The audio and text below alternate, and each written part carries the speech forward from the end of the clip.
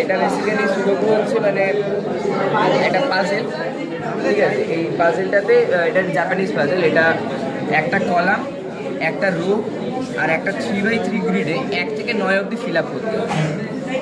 তো সেইখানে মানে ইউনিকলি ফিল আপ করতে হবে। ধরুন এইখানে যেরকম 2 ইউজ হয়ে গেছে, তাহলে এই যে কলামটা আছে এখানে আমি আর কোনো জায়গায় 2 বসাতে পারবো না। এই যে রোটা আছে এইখানে আর কোনো জায়গায় 2 বসাতে পারবো না। আর এই যে 3x3 গ্রিডটা আছে এখানে আর কোনো জায়গায় 2 বসাতে পারবো না। এটাতে গেমটা রুল।